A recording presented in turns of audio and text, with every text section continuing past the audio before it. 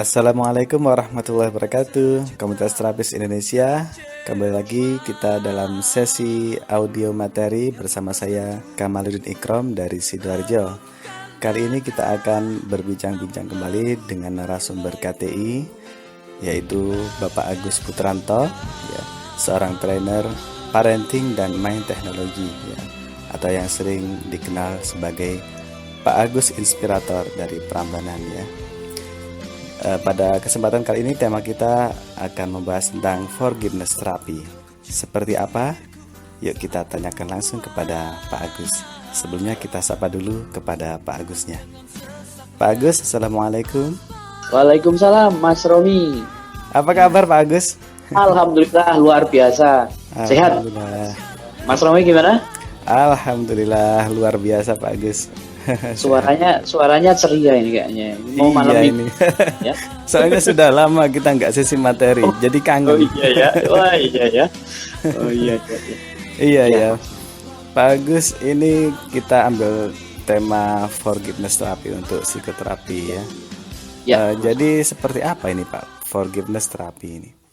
Ya Mas Romi, sebelum saya banyak sharing tentang forgiveness therapy, saya ingin menyapa dulu teman-teman yang luar biasa di grup ini ya.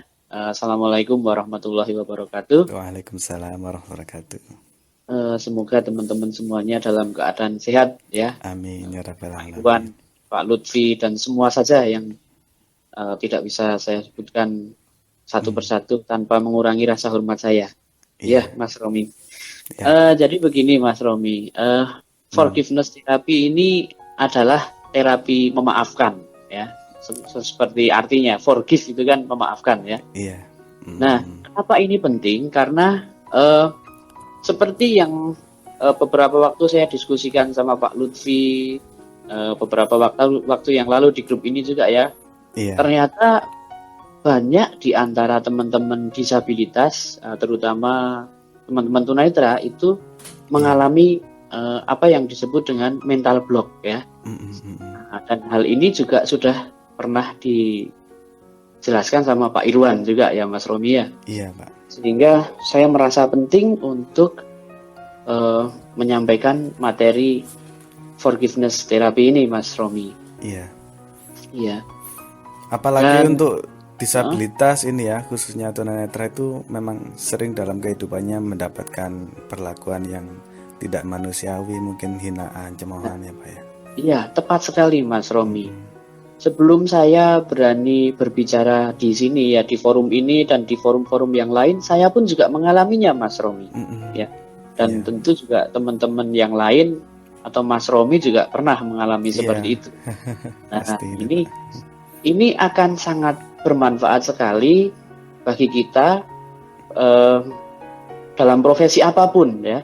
Seperti yang dulu pernah ada Mbak siapa ya yang menanyakan itu, gimana ya Pak supaya kita sebagai mahasiswa itu lebih percaya diri. Nah, salah satu cara untuk percaya diri adalah salah satu caranya adalah dengan melakukan forgiveness therapy, Mas Romi. Dan ini dulu sebelum saya sebelum saya tahu teknik ini, saya adalah orang yang tipenya jangankan berbicara di depan banyak orang Mas Romi, bicara dengan orang yang baru saja ketemu saja, saya tidak berani Mas Romi. Itu Mas. Sehingga, wah ini saya rasa ini penting banget ini untuk teman-teman, dan saya sudah mencoba teknik ini dengan beberapa peserta training, dan terakhir beberapa hari yang lalu itu dengan murid saya Mas Romi. Nah ceritanya dia itu mengalami sebuah masa lalu dengan orang tuanya begitu Mas Romi. Jadi dengan orang tuanya. Satu hari saya tanya itu kaitannya dengan pelajaran sih. Iya. Terus sebut aja namanya Leni ya, bukan nama sebenarnya karena ini kode etik ya. Jadi saya bisa menyampaikan namanya Leni. Atau namanya Bunga, Pak. Bunga. Namanya Bunga. Bisa. Namanya Bunga ya. Bunga, saya tanya kan, saya Saya tanya hubungannya dengan topik bahasan saya waktu itu karena saya mengajar musik gitu ya. Tanya kok dia nggak jawab gitu ya. Terus saya bilang, ini kan kebiasaan saya dalam mensugesti ya. Iya. Bunga, saya ini gurumu. Saya gitu kan, Pak Agus ini gurumu. Dan Pak Agus bilang bahwa Bunga itu adalah anak yang pinter. Siapa yang bilang Bunga nggak pinter, bilang sama saya bilang gitu kan. Seperti itu. Nah, terus akhirnya Bunga nggak jawab gitu. Bunga diam, agak terisak gitu ya.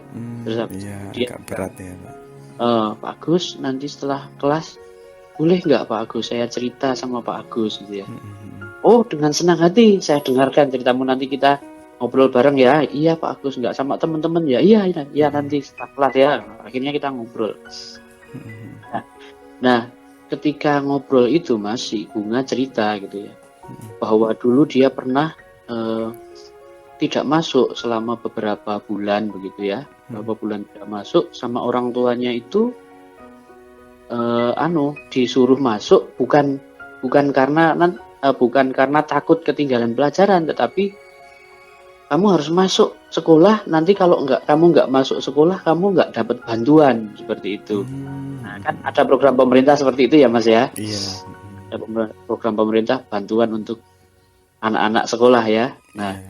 Nah, sehingga anak tersebut, si Bunga itu merasa bahwa dia itu adalah sebagai alat, sebagai alat untuk mendapatkan bantuan tersebut, Mas. Nah, sehingga dia sakit hati dengan kondisi itu, sakit hati. Lalu saya bantu untuk melakukan forgiveness terapi itu, Mas. Dan alhamdulillah dari angka 9, waktu itu di angka 9, dia sampai di angka 0, Mas. Nah, Masya Allah. Itu alhamdulillah. Nah, itu pengalaman murid saya, Mas. Nah, yang ini pengalaman saya pribadi, Mas. Ya. Nah, itu ini dulu saya pernah gitu ya, ketika saya masih kecil gitu kan, saya sering ikut lomba nyanyi ya, Mas ya. Iya, wah berarti suaranya merdu ini Pak ya. Wah iya Mas, senang nyanyi saya. Makanya saya kalau sambil ngisi training saya selingi nyanyi juga gitu ya. Oh iya, mungkin ngisi sesi materi juga boleh menyanyi Pak. Pan Mas ya. Iya. Nah, jadi ketika itu saya ikut lomba Mas. Saya waktu itu alhamdulillah saya juara favorit. Wah, saya juara favorit. Senang banget saya Mas. Iya. Ditanya sama tetangga saya gitu ya, dalam bahasa Jawa, juara piro le? Wah, juara favorit Pak D. Saya juara berapa kamu? Saya juara favorit gitu kan. Terus dia bilang, juara favorit itu juara apa? Juara favorit itu enggak ada angkanya. Dia bilang gitu. Wah, saya jengkel lagi, saya merasa juara kok. Gitu kan? Terus habis itu ikut lomba lagi Mas, saya lomba pop singer Sedik Jateng, waktu itu saya juara 2 Mas. Wow. Dengan ratusan peserta gitu ya. Terus habis itu ditanya lagi sama tetangga yang lain, kamu juara berapa? Oh saya juara 2 dengan ratusan peserta gitu kan. Terus tetangga saya bilang, oh iya kamu kan tunanetra, bagaimanapun kamu tidak akan bisa juara 1 karena kan penampilan juga dinilai gitu ya. Jengkel lagi saya Mas. Iya. Terus ikut lomba lagi Mas Romi. Ikut lomba lagi dengan ratusan peserta juga. Alhamdulillah saya juara 1 Mas. Alhamdulillah. Iya. Ditanya lagi, juara berapa kamu? Saya juara 1. Oh iya, kamu kan satu-satunya peserta tunanetra ya. Jadi kalau kamu juara 1 itu paling ya kamu dikasihani kamu itu. Seperti itu. Nah, jadi nggak ada benernya kan? Iya. Saya kecewa gitu ya. Iya. Nah, setelah saya tahu teknik forgiveness terapi, maka saya mempraktekannya sehingga apapun yang terjadi sampai saat ini ya saya menerimanya gitu ya. Sampai saat ini juga masih sering terjadi, misalnya kita diundang isi training kemana gitu ya, ada aja yang bilang gitu, oh kamu diundang itu kan karena trainingnya, karena kamu tunanetra gitu loh. Bukan karena kemampuanmu, tapi karena kamu tunanetra gitu loh Mas. Iya. Nah, sehingga orang itu terheran-heran sehingga kamu diundang gitu ya. Iya. Nah, ya kalau dituruti nggak akan ada selesainya, Mas, kalau kita tidak mau melakukan forgiveness therapy. Nah, bagaimana forgiveness therapy itu? Nah, nanti kita akan bahas bersama dan nanti kita akan langsung praktek bersama, Mas. Nah, iya. Wah, kita menarik bisa sekali. bisa lakukan bersama-sama ya, bisa lakukan secara massal. Nah, seperti itu, Mas Romi. Iya. Ya, terima kasih Pak Agus ya. Ya, untuk seperti apa nanti tekniknya, metodenya, mungkin kita jeda dulu ya Pak ya. Siap, Mas Romi. Kita Ini akan saya melanjutkan. Oke, kita akan lanjutkan sesi materi Siap. setelah Oke. yang satu ini. Iya, Mas Romi.